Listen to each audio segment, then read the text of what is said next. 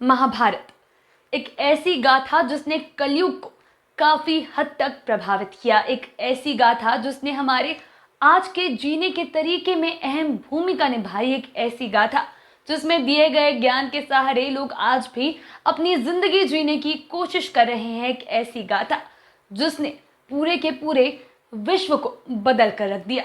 महाभारत की कहानी, महाभारत से जुड़े किरदारों की कहानी हमने अपने बचपन से सुनी है, चाहे वो पांचों पांडव हो, कर्ण हो या दुर्योधन। इन लोगों का नाम अगर कोई पूछ ले तो हम आधी नींद में भी बिना कोई गलती किए बता सकते हैं। लेकिन बहुत सी ऐसी चीजें हैं इस गाथा के बारे में जो हमें कभी बताई ही नहीं गई। काफी सारी ऐसी चीजें हैं जिन्हें लेकर सवाल कभी हमने और आपने खुद भी नहीं पूछे। कुछ ऐसी ही चीजों के बारे में आज की हम इस वीडियो में बात करने वाले हैं। आज हम जानेंगे कि आखिरकार महाभारत के युद्ध के बाद क्या हुआ। पांडव जो कि हस्तिनापुर के सिंहासन के लिए अपनी पूरी उम्र संघर्ष करते रहे, कुरुक्षेत्र में वो जंग जीतने के बाद सिंहासन जब उन्हें मिल गया तो कब तक उन्होंने राज किया। इन पांचों पांडवों को जिन्हें कोई नहीं हरा पाया था, इन पांचों का अंत कैसे हुआ। द्रौपदी का आखिरकार हस्तिनापुर पर विजय प्राप्त करने के बाद क्या हुआ। और तो और गांधारी और धृतराष्ट्र ये किरदार आखिरकार कहानी के बाद कहाँ चले गए, सारी चीजों पर हम आज बात करेंगे। अब जब आप महाभारत के बारे में सोचते हैं तो जनरली हमें यही बताया गया है कि ये कौरवों और पांडवों के बीच की लड़ाई है, लेकिन नहीं। महाभारत की लड़ाई सिर्फ कौरवों और पांडवों के बीच की ही नहीं, बल्कि ये एक विश्व युद्ध था। जी हाँ, आप बिल्कुल ठीक सुन रहे हैं। ये एक ऐसी चीज है जो कि महाभारत के बारे में काफी कम लोग जानते हैं कि महाभारत एक्चुअली एक वर्ल्ड वॉर थी और एक ऐसी जंग जिसमें 80% ऑफ द मेल पॉपुलेशन जो थी उस वक्त इंडिया की, वो वाइप आउट हो गई थी। मरने वालों की संख्या थी 3.94 मिलियन। और अगर सर्वाइवर्स के नंबर पर आप जाएंगे तो आप काफी ज्यादा हैरान होने वाले थे, क्योंकि इस जंग के बाद सिर्फ और सिर्फ 12 लोग ही ऐसे थे जो कि रणभूमि में उतरे और जिंदा अपने घर को लौट पाए, जिनमें तो 5 पांडव थे। और बाकी किरदारों के बारे में हम कभी और किसी वीडियो में आपको डिटेल से जानकारी देंगे। लेकिन अब आप सोच कर देखिए कि कैसी रही ये लड़ाई जहां इतने शहीद हो गए और सिर्फ मुट्ठी भर लोग ही वापस अपने घर जा पाए थे। अब जब पांडव रणभूमि से लौट गए, जब हस्तिनापुर गए, तब क्या हुआ। तब सबसे पहले आपको बताया कि युधिष्ठिर ने धृतराष्ट्र से कहा कि वो सिंहासन पर जब तक चाहे तब तक रह सकते हैं, और उसके बाद अगर उनकी इच्छा हो राजपाट त्यागने की तब युधिष्ठिर राजा का जो थ्रोन है वो क्लेम कर लेंगे। लेकिन धृतराष्ट्र ने ऐसा नहीं किया। उन्होंने युधिष्ठिर को कहा कि अब राज्य संभालने का वक्त उनका आ चुका है, और उन्होंने राजभार युधिष्ठिर को सौंप दिया, जो कि उन्होंने जीत भी लिया था। इसके बाद चीजें जो लग रही थी कि काफी अच्छे होने वाली है, उतनी अच्छी होती हुई नजर नहीं आई। जैसा कि हमने आपको बताया कि महाभारत के युद्ध में जो 80% मेल पॉपुलेशन थी वो वाइप आउट हो चुकी थी। तो अब क्षेत्र के साथ दिक्कत यह आ रही थी कि वहां काम करने वाले ज्यादा पुरुष नहीं थे। एक सबसे बड़ी समस्या ये भी थी कि जो लोग जंग में शहीद हो गए, उनकी पत्नियां, उनके बच्चे, हर कोई हस्तिनापुर में था, और बिना किसी मेल के एक फैमिली चलाना उस दौरान काफी ज्यादा डिफिकल्ट था। तो उन औरतों का ख्याल रखना भी बेहद जरूरी था। तो इसके लिए क्या किया गया, इसके लिए द्रौपदी ने एक काउंसिल ऑफ विमेन बनाई, एक ऐसी काउंसिल जिसमें सिर्फ औरतें ही थी, जिन्हें अच्छे अच्छे पद दिए गए थे, जो कि औरतों के वेलफेयर के लिए काम करती थी। और इस काउंसिल के साथ एक खास बात ये भी थी कि जितनी भी कौरवों की पत्नियां थी उन्हें इस काउंसिल में जगह दी गई, एक सम्मानजनक पद दिया गया, और साथ ही साथ पांडवों के महल में रहने के लिए बेहतर से बेहतर कमरे भी दिए गए। लेकिन ये कोशिश भी उतनी ज्यादा कामयाब नहीं हो पाई, क्योंकि महिलाएं और बच्चे अपने पति और पिता के बिना काफी ज्यादा हताश हो चुके थे, और जमाना कुछ वैसा नहीं था कि एक बिना पति की महिला को काफी ज्यादा आगे बढ़ने दिया जाए। इसीलिए काफी सारी दिक्कतें इस एक सेक्शन की वजह से हस्तिनापुर में झेली जा रही थी। धीरे धीरे धीरे अधर्म भी हस्तिनापुर पर अपनी पकड़ बना रहा था, क्योंकि उस वक्त वो युग खत्म होकर हम लोग कलयुग की तरफ बढ़ रहे थे। इसलिए अधर्म अपनी शिखर पर आ चुका था, और युधिष्ठिर ने फैसला किया कि अब उन्हें राजभार छोड़कर अपने सारे भाइयों के साथ स्वर्ग की सीढ़ियां चढ़ने के लिए हिमालय की तरफ रुख कर जाना चाहिए। लेकिन ये इकलौती चीज नहीं थी जिसने युधिष्ठिर को यह फैसला लेने पर मजबूर किया। वो सिर्फ अधर्म की वजह से अपना राजभार छोड़कर हिमालय की तरफ नहीं गए थे। एक और ऐसी घटना हुई, एक ऐसी घटना जिसने पांडवों को ये समझा दिया कि जिस पर्पस के लिए उनका जन्म हुआ था वो काम अब पूरा हो चुका है। अब उनकी शक्तियों की कोई आवश्यकता नहीं है, अब उनके जीवन का कोई मतलब नहीं है। इसीलिए सही वक्त है सब कुछ पीछे छोड़कर हिमालय की तरफ चले जाने का।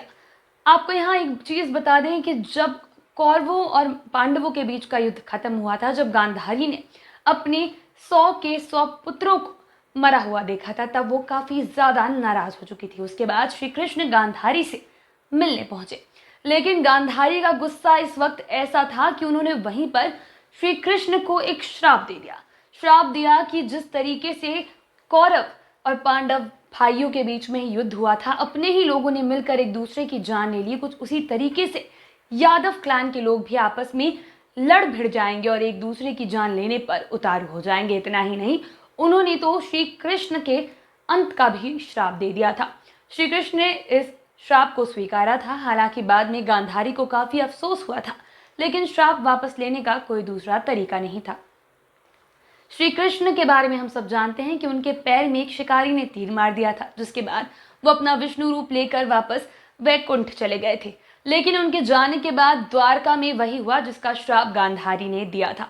साथ ही साथ वहां पर एक चोर डकैतों का हुजूम भी पहुंच गया, जिन्होंने श्री कृष्ण की सारी पत्नियों को अपना बंदी बना लिया, उनके साथ गलत काम करने की कोशिश की और उसके बाद अर्जुन तक संदेश भेजा गया। बताया गया कि द्वारका नगरी को अर्जुन की जरूरत है।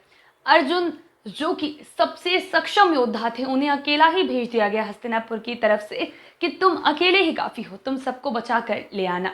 लेकिन जब अर्जुन वहां पहुंचे तब उन्हें ये समझ में आया कि उनकी सारी शक्तियां अब खत्म हो चुकी थी, वो किसी को बचा ही नहीं पाए। उन्हें कोई मंत्र नहीं याद था, वो कोई हथियार नहीं चला पाए और एक भी इंसान को द्वारका से नहीं बचा पाए। श्री कृष्ण की एक भी पत्नी को वो उन गुंडों से, बदमाशों से प्रोटेक्ट नहीं कर पाए। उसके बाद हाल कुछ यूं हुआ कि श्री कृष्ण की 8 जो पत्नियां थी वो तो अपनी जान बचाकर भागने लगी, लेकिन उसके बाद जब नहीं हो पाया ये, तब एक एक करके सबने अपनी अपनी जान दे दी। कुछ जो मजबूरी में उन गुंडे मवालियों के चपेट में आए थे, उन्होंने भी थोड़े थोड़े टाइम के गैप में अपनी अपनी जान देना शुरू कर दिया और द्वारका नगरी वो तो समुद्र में डूब गई। अर्जुन हताश होकर वापस भागे हस्तिनापुर की तरफ और युधिष्ठिर के चरणों में गिरकर रोने लगे और बताया कि क्या हुआ द्वारका में, कैसे वो एक भी इंसान को नहीं बचा पाए, कितना ज्यादा उन्हें ये सारी परेशानियों का सामना करना पड़ा।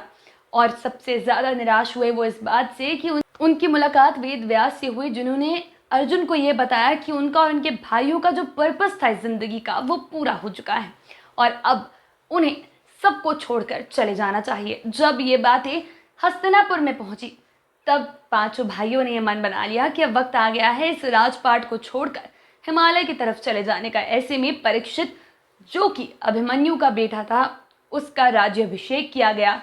राजभार परीक्षित को सौंपकर पांचों पांडव और द्रौपदी जो थे ये साथ में ही हिमालय की तरफ बढ़ गए।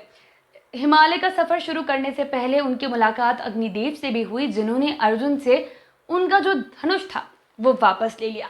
जब इसके बाद पांचों पांडव हिमालय की शुरुआत पर पहुंचे, जब वो सीढ़ियां चढ़ना शुरू करने ही वाले थे, तब एक कुत्ता उनके साथ साथ चलने लगा।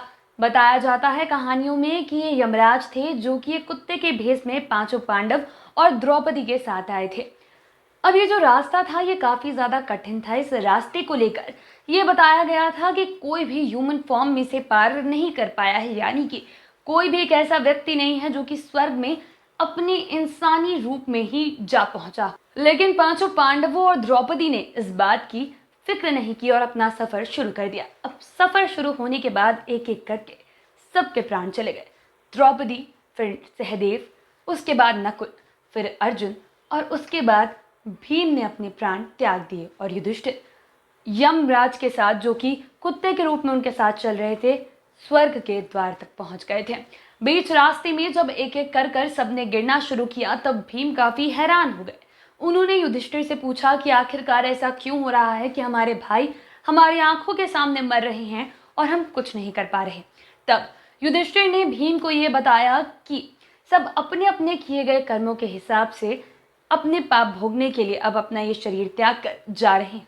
सबसे पहले द्रौपदी के लिए युधिष्ठिर ने बोला कि क्योंकि द्रौपदी सबसे ज्यादा अर्जुन को लेकर पार्शियल थी, इसीलिए सबसे पहले द्रौपदी की मौत हुई। बात जब सहदेव की आई तो सहदेव को अपने ज्ञान पर काफी ज्यादा गुमान था और इसी गुमान की वजह से वो पाप का भागीदारी बना।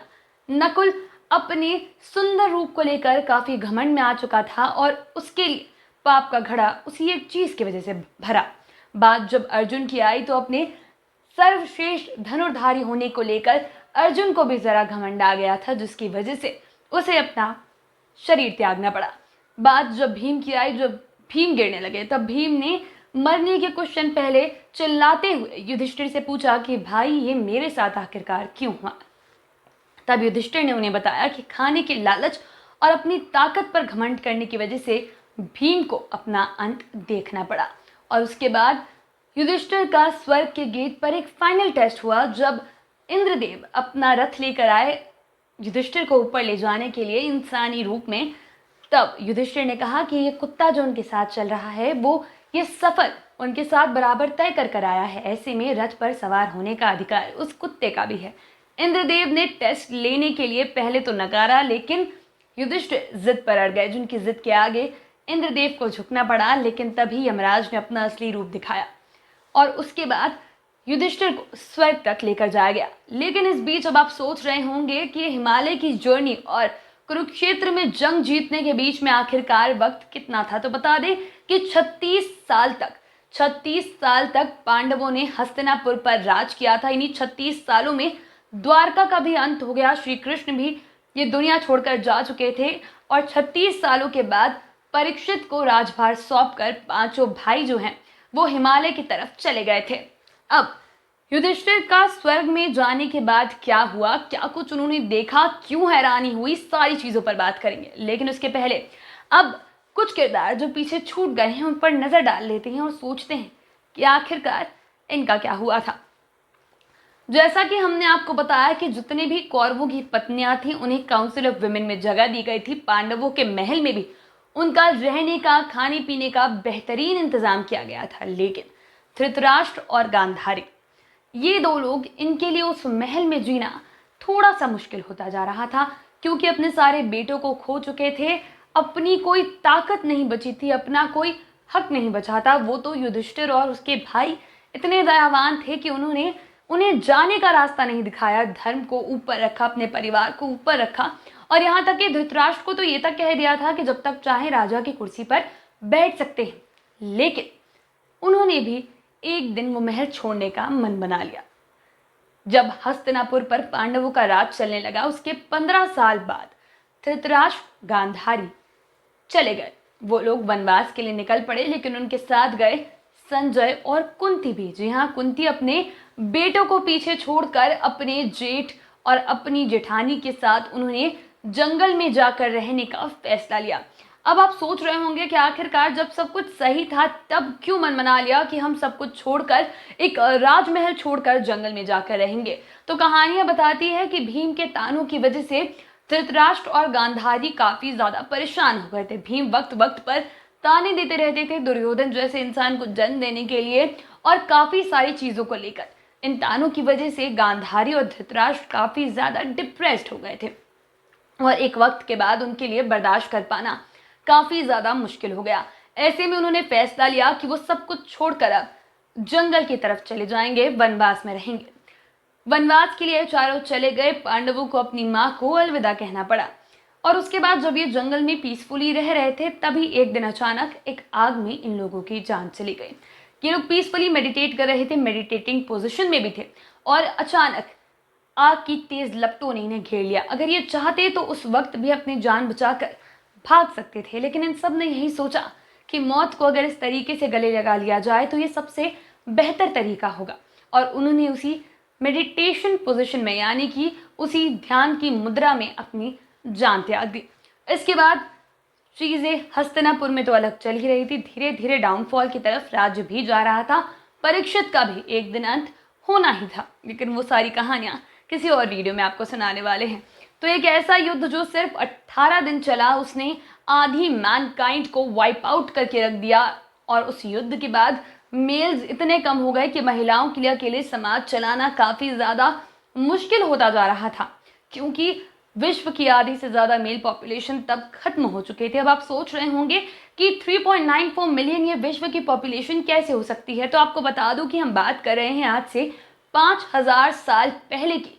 5000 साल पहले वर्ल्ड की पॉपुलेशन जो आज है उसके कंपैरेटिवली काफ़ी काफ़ी काफ़ी ज़्यादा कम थी। ऐसे में 3.94 मिलियन एक बेहद बड़ा नंबर है जो कि वाइप आउट हो चुका था। अब चलिए वापस चलते हैं स्वर्ग की सीढ़ियों की तरफ, जहां पहुंचकर युधिष्ठिर ने सब कुछ पार कर लिया, सारे टेस्ट पार कर लिए, इंद्रदेव के रथ पर सवार होकर स्वर्ग चले गए। जब अब वहां पर वो पहुंचे तब युधिष्ठिर ने आसपास देखा, तब उन्हें अपना कोई भाई नजर नहीं आया। वो काफी हैरान हो गए। हैरानी और ज्यादा बढ़ी जब उन्होंने स्वर्ग में पांडवों की जगह कौरवों को देख लिया, वो भी एक नोबल लाइफ जीते हुए। ऐसे में युधिष्ठिर काफी ज्यादा हैरान हुए। उन्होंने सीधे सीधे सवाल किया कि आखिरकार ये कैसे हो सकता है कि ये जो पृथ्वी लोक पर इतने अधर्मी थे उन्हें स्वर्ग लोक में जगह दे दी गई है, और मेरे भाई जिन्होंने उम्र भर धर्म का साथ दिया है वो यहाँ कहीं नजर ही नहीं आ रहे। तब तब युधिष्ठिर को यह बताया गया कि जो कौरव थे वो अपना धर्म पूरा करते करते उनकी जिंदगी समाप्त हो गई, मृत्यु को प्राप्त हो गई। इसीलिए अपना धर्म करने के दौरान जब वो मरे तब उन्हें सीधा स्वर्ग में जगह दी गई, क्योंकि ये लोग क्या कर रहे थे, धर्म ही तो निभा रहे थे अपना। उस वक्त युद्ध लड़ना, अपने भाई के लिए लड़ना इनका सबसे बड़ा धर्म था, और उसी धर्म का पालन करने के लिए इन्होंने अपनी अपनी जान गंवा दी।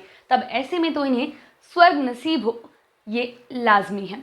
लेकिन जब सवाल किया गया कि आखिरकार उनके सारे भाई कहाँ हैं, उनकी धर्मपत्नी कहाँ है, तब युधिष्ठिर को यमराज एक बार नर्क लोक की तरफ ले गए। एक बार उन्होंने सोचा कि एक राउंड लेकर आते हैं, शायद वहां जाने के बाद आपके मन में जितने सवाल उठ रहे हैं वो सारे के सारे क्लियर हो जाएंगे। क्योंकि जो चीज़ आपको इतना कंफ्यूज कर रही है, जो जवाब आपको ऐसे समझ में नहीं आ रहे हैं, वो तब समझ में आएंगे जब आप कुछ चीज़ों को अपनी आंखों के सामने देखेंगे। जब युधिष्ठिर नर्क में पहुंचे तो वहां के हालात देखकर उनकी रूह कांप उठी।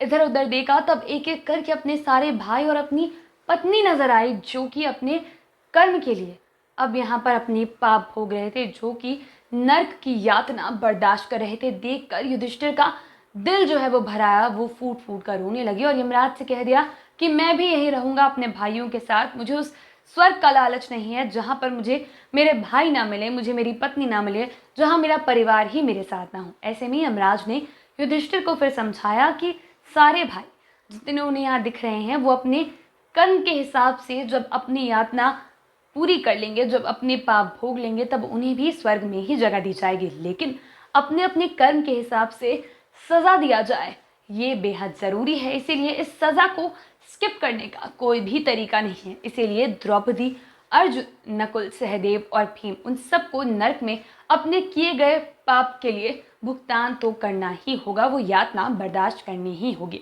यमराज की बात सुनकर युधिष्ठिर को थोड़ी हिम्मत आई और उसके बाद वो स्वर्ग को लौट गए।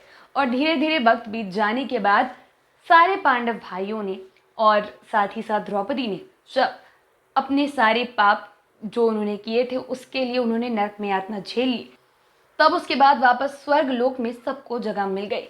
मीनवाइल परीक्षित हस्तिनापुर में राजभार काफी अच्छे तरीके से संभाल रहा था। एक बेहतरीन राजा था जो कि अपनी प्रजा के उत्थान के लिए हर मुमकिन कोशिश कर रहा था। जो चीजें युधिष्ठिर के राज में खराब होती हुई नजर आई थी वो परीक्षित संभाल भी रहा था। लेकिन एक दिन सांप के काटने की वजह से परीक्षित का अंत होना ही था। परीक्षित जिसके लिए भविष्यवाणी की गई थी कि उसका गुस्सा उसका सबसे बड़ा दुश्मन होगा, उस गुस्से की वजह से उसे एक श्राप का भागीदारी होना ही था। कैसे हुआ परीक्षित का अंत, क्या श्राप दिया, क्यों दिया गया, सारी कहानी किसी और एपिसोड में जरूर डिस्कस करेंगे। आप ऐसी ही दिलचस्प कहानियों के लिए चैनल के साथ बने रहें, सब्सक्राइब जरूर कर लें। इंस्टाग्राम पर मुझे अनस्क्रिप्टेड नारी हैंडल पर फॉलो करना ना भूलें। Bye bye.